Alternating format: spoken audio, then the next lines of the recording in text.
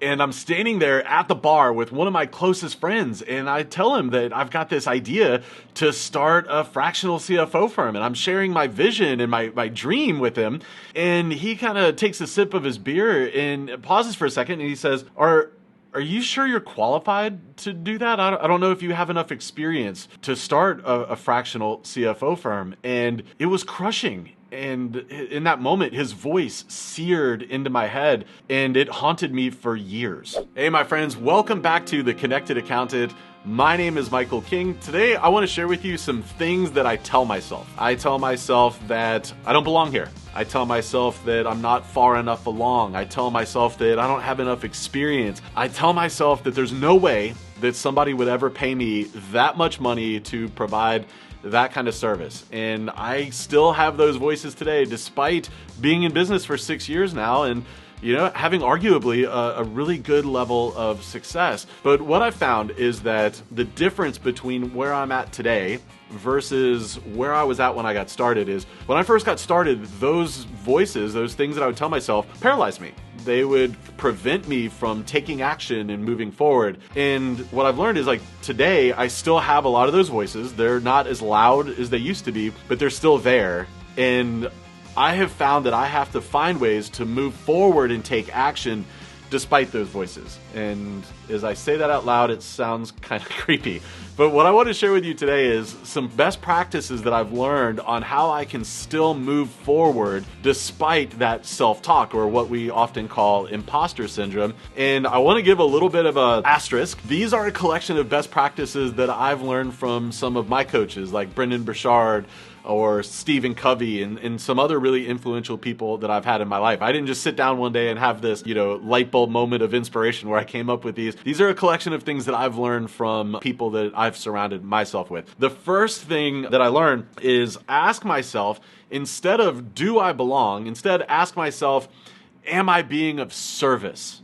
And that one came to me from Brendon Burchard. And what that talks about is, we spend so much time saying, do I belong here? Am I good enough to do this? No. Instead, when you find yourself asking those questions, just say, am I being of service? Am I delivering and showing up and just creating tremendous value for this client? And when you start to ask yourself, am I being of service? You'll find that your attention starts to focus on just getting the job done. And it'll allow you and kind of give you permission, almost give you necessity to move forward and just work. The next thing that I realized is that I used to have this idea that I had to be like the world's foremost expert on a topic in order to be able to offer that service to my clients. And what I've learned is you just have to be better than where your clients are or where those that you're trying to serve are in order to create value for them. You just have to be better than them at doing the thing. And so an example might be, I don't have to be the world's best expert on QuickBooks conversions, but the people that I'm working with, they have no idea what they're doing. And so as long as I can do a better job than them and get the job done, that's great. I don't have to be the world's foremost expert on cash flow forecasting. I just have to be better than my clients are at doing it, that it creates value for them and that they're able to use it to move their business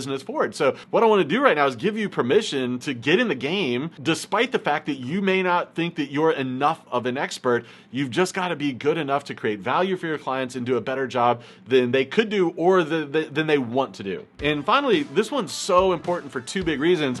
And that is track and celebrate your successes. And the first reason that tracking and celebrating successes is so important is because a lot of times your clients forget all the great things that you've done for them, all the value you've created for them, the services that you've provided. And so if you kind of are deliberate about tracking those along the way, and every so often, like maybe once a quarter or twice a year, you're going back to your client and you're finding ways to kind of on the DL celebrate those things, to kind of like market yourself in a lot of ways, to say, hey, wow, I can't believe all the amazing things we've done together this quarter. We got your QuickBooks totally buttoned up and cleaned up for the first time ever in your business. And we've got cash flow forecasting in place for your business for 6 months into the future. I remember that when I first met you, Mary, you had never had a cash flow forecast before. Or you might say, I was looking back at your P&L from 6 months ago, and by those savings that we identified, you are 30% more profitable than you've ever been. Isn't that so exciting, Mary? And just kind of use that as a tool to remind them of all the great work you've done together. The second reason that celebrating and tracking those successes is so important